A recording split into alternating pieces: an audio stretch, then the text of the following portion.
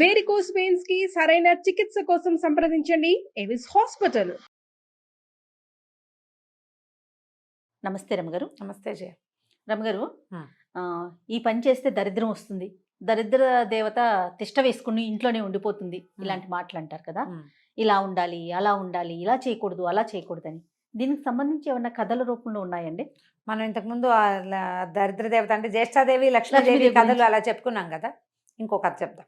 పూర్వం ఒక ఆయన కొంచెం మంచి ఆస్తిపరుడు, 2 కొడుకులు 2 కోడళ్ళు ఉన్నారు. ఆయన భార్య, సంసారం బాగుండేది, వీళ్ళు బాగా డబ్బులు కూడా ఉన్నాయి.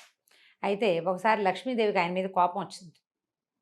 ఆవిడకి ఎందుకు కోపం వస్తుంది? ఆవిడ చాలా వాటికి కోపం వస్తుంది. ఎక్కువసేపు ఒక చోట ఉండేది, చెంచల అంటారు. ఆవిడ ఉండదుట ఎక్కువ కాలం, ఇంకో చోటుకి వెళ్ళిపోతూ ఉంటుంది. అయితే లక్ష్మీదేవి వెళ్ళిపోతూ, నాయన బాగా సేవించావు, నాకు విసుగ్గా ఉంది, ఏదో చిన్న విషయానికి కోపం కూడా వచ్చింది, నేను వెళ్ళిపోతున్నాను, రేపటి నుంచి దరిద్ర దేవత మీ ఇంట్లో ఉంటుంది, నేను వెళ్ళిపోతానంది. అంటే ఈయన, అయ్యో అమ్మ వెళ్ళిపోతావా, సరే వెళ్ళిపోతూ నాకు ఒక్క మాట ఇవ్వు, నువ్వు వెళ్ళిపోయినా సరే మా ఇంట్లో ప్రేమాభిమానాలు మాత్రం పోకూడదు. డబ్బులు పోతే పోయినాయి, ఒకరి పట్ల ఒకరికి ప్రేమ అభిమానం, ఆపేక్ష ఆప్యాయత అది ఉంటే చాలు, దాంతో బతికేస్తామమ్మా అన్నాడు. లక్ష్మీదేవి తథాస్తాను, ఆమె నడుచుకుంటూ పోయింది. సాయంత్రానికల్లా అక్కయ్య ప్రవేశించింది. వీళ్ళకి పొలాల్లో దొడ్లలో అక్కడ ఇక్కడ ఏవో గడ్డివామ తగలబడిపోయింది, ఇల్లు కూలిపోయింది, ఆ వస్తున్న వాడు ఎవడో పడిపోయి వస్తువు అంతా కింద పడిపోయింది, అలాంటివి వింటూనే ఉన్నారు. అయితే ఈయన భార్యని గుళ్ళోకి వెళ్దాం పదవే, మనకి రోజులు బాగుండలేదు అన్నాడు. ఆవిడేం చేసింది, కోడలికి, అమ్మాయి కూర పొయ్యి మీద వేసాను, ఉప్పేవే, ఉప్పేయలేదు ఉప్పేవే అని చెప్పింది. చెప్పేసరికల్లా పెద్ద కోడలు సరే అత్తయ్య. చిన్న కోడలు దొడ్లో బట్టలు ఉతుకుతోంది, అది కూడా వింది. పెద్ద కోడలు ఏం చేసింది, కూర కొంచెం మగ్గాక ఉప్పు జల్లి మూత పెట్టింది. చిన్న కోడలు బట్టలు ఆరేసేసి లోపలికి వచ్చి, అక్కయ్య వేసిందో లేదో, ఏమిటో మూత కదిలినట్టే లేదని చిన్న కోడలు కూడా వేసింది. 1 గంట పోయాక అత్తగారు గుళ్ళో నుంచి వచ్చింది. ఈ పిల్లకి చెప్పాను అది వేసిందో లేదో ఉప్పు అని, ఆవిడే వేసింది. చూడొచ్చు కదా రమ్మగారు, కొంచెం చూస్తే కథ అవ్వదు మరి. Okay okay okay. అక్కడి నుంచి ఏమైంది, 1 గంట అయింది, భోజనాలు పట్టించారు. ముందు మావగారు పెద్ద ఆయనకి పెట్టారు. పెట్టంగానే కూర ఏం కానీ కూర నోట్లో పెట్టినసరికి ఆయనకి తెలిసింది. గుడికి వెళ్ళేటప్పుడు భార్య ఉప్పేవే అని చెప్పింది కోడల్ని, పెద్దది వేసే ఉంటుంది, ఈవిడ వేయలేదేమో అని ఈవిడ కూడా వేసి ఉంటుంది. సరే కానీ వాళ్ళు ఒకళ్ళు చెప్పిన మాట రెండో వాళ్ళు వినటము, ఆ పిల్లకి చెప్పాను వేసావా లేదా అని దాన్ని ప్రశ్నించకుండా, అది హర్ట్ అవ్వకుండా ఈవిడే చూసుకుని వేసేసుకుంది. సరే అని ఉప్పు కూరే తినేసాడు మాట్లాడకండి. అక్కడి నుంచి 10 నిమిషాలాగే నాన్న మజ్జిగన్నంలోకి కూర అన్నంలో తింటుండగానే కొడుకు వచ్చాడు లోపలికి. నువ్వు కాళ్ళు కడుక్కో, అన్నం వడ్డిస్తానంది అమ్మ. నాన్న తింటున్నాడు, కొడుక్కి కూడా వడ్డించారు.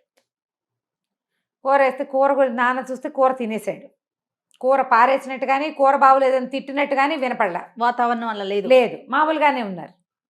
వీడు ఏమంటాడు, నాన్న తినేస్తే నేను నోరెత్తటం ఎందుకు, అదే కదా అని చెప్పి తినేసాడు. అక్కడి నుంచి మగవాళ్ళు వెళ్ళిపోయారు బయటికి, అన్నాలు తినేసి. అత్త కోడళ్ళు వడ్డించుకున్నారు. కూర నొట్ట పెట్టగానే ఒకళ్ళ మొహాలు ఒకళ్ళు చూసుకున్నారు. అర్థమైంది ముగ్గురికి, వాళ్ళు వేశారు మనం కూడా వేసామని. మగవాళ్లే మాట్లాడకపోతే మనం మాట్లాడటం ఎందుకు? నోరు గట్టిగా మోసుకుని ఉప్పేసి 3 సార్లు ఉప్పేసిన కూరని కిక్కురు మనకండా తినేశారు. బాగుంది. సాయంకాలం దరిద్ర దేవత వచ్చి యజమాని దగ్గర నుంచుంటే, బాబు మీ ఇంట్లో గొడవలు లేవు, ఉప్పు ఎక్కువైనా నువ్వు మాట్లాడవు, నీ కొడుకులు మాట్లాడరు, నీ కోడళ్ళు మాట్లాడరు, మీ ఆవిడ మాట్లాడదు, కొట్టు చావట్లేదు, మీరు కొట్టుకొని ఇంట్లో నేను ఉండను, ఇలా ప్రేమాభిమానాలు ఉన్న ఇంట్లో నేను ఉండలేను నాయన, నాకు కొట్లాటలు, కలహము, పోట్లాట, వాదన, కుతర్కాలు, వితండాలు కావాలి. కుతండాలు అంటే ఏంటో చెప్తా. కుతర్కము, వితండము 2 పద్ధతులు. తర్కం అంటే లాజిక్, కుతర్కం అంటే అవతలవాడు విడమర్చి చెప్పినా కూడా ఇంకో కొత్త దాన్ని తీయటం అనమాట. మీనింగ్లెస్ లాజిక్ ని కుతర్కం అంటారు.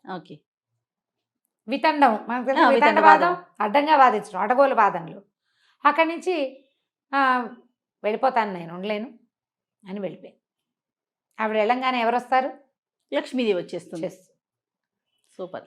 ప్రేమాభిమానాలు ఉన్న చోట దరిద్రం ఉండదు. ఒకవేళ డబ్బు లేకపోయినా, ఫెసిలిటీస్ లేకపోయినా, అవకాశాలు లేకపోయినా, ప్రపంచంలో పేరు ప్రఖ్యాతులు లేకపోయినా, ఆరోగ్యం లేకపోయినా కూడా ప్రేమాభిమానాలు ఉంటే హాయిగా ఉంటుంది జీవితం. నీతో నేను పడలేకపోతున్నాను అంటే ఇబ్బంది కదూ. కదా, కొట్టుకుంటూ ఉంటారు అన్నిటికీ. డబ్బులు ఉంటాయి, ఏం ప్రయోజనం? వాదించుకుంటారు ప్రతిదానికి. డబ్బు ఉంది, ఏం ప్రయోజనం? అదే దరిద్రం అంటే డబ్బు లేకపోవటమో సమృద్ధి లేకపోవటమో కాదు. కాదు, అవునవును. మనశ్శాంతి కదా. సంతోషం లేకపోవటం, మనశ్శాంతి లేకపోవటం, ప్రశాంతత లేకపోవటమే దరిద్రం. సాధారణ దరిద్రం అనగానే మనం డబ్బు లేనివాడు దరిద్రుడు అనుకుంటాం. డబ్బు లేనివాడు దరిద్రుడు కాదు. వాడి దారిద్ర్యం కేవలం డబ్బు లేకపోవడం అనే విషయంలోనే ఉంటుంది. ఇవి ఉన్నాయి చూడు, ఈ లక్షణాలు, ఇవన్నీ కూడా మనుషుల్ని వాటి నుంచి పాడు చేసేస్తాయి. ఏమున్నా ఏ ప్రయోజనము లేదు. స్వప్రయోజనాల కోసమే పనిచేయటం, పక్కవాడు చేసిన ప్రతి పనిని విమర్శించటం, ఇలాంటి వాళ్ళ చోట దరిద్ర దేవతే ఉంటుంది, కానీ లక్ష్మి ఉండదు. కాబట్టి కొట్లాడుకోకండి. మీకు ప్రాబ్లమ్స్ ఉన్నా కూడా, అది సమస్యలు ఉంటాయి. ఇళ్ళు అన్నాక, సంసారం అన్నాక సమస్యలు లేకుండా కుదరదు. పెద్ద ఇంట్లో పెద్దది, చిన్న ఇంట్లో చిన్నది. ఎంత చెట్టుకు అంత గాలి, అంతే కదా. అవునండి. కాబట్టి మనకి గొడవలు, ఏదైనా ఇబ్బందులు ఉన్నా కూడా మనం గనక కలిసి ఉంటే వీటన్నిటినీ సార్ట్అవుట్ చేసుకోగలుగుతాం. మనం గొడవ పడితే మనకున్న సమస్యతో పాటు గొడవ కూడా యాడ్ అవుతుంది కదా. యాడ్ చేసుకోవద్దు. డబ్బులు లేకపోయినా సంతోషంగా ఉండొచ్చు. సంతోషం సగం బలం అన్నారు. అవును. కాబట్టి ఈ బలాలని యాడ్ చేసుకోండి తప్పకుండా. మన ఇంట్లో నుంచి దరిద్ర దేవతని పారద్రోలండి పూర్తిగా. ప్రతి ఇంట్లో నుంచి అసంతృప్తులు, అసహనాలు, విపరీతపు ధోరణులు, వీటికి స్వస్తి చెప్తే హాయిగా ఆటోమేటిక్గా మనకు కావాల్సిన సమృద్ధి అది వచ్చేస్తుంది కూడా. అది సమృద్ధి ఆటోమేటిక్గా వస్తుంది.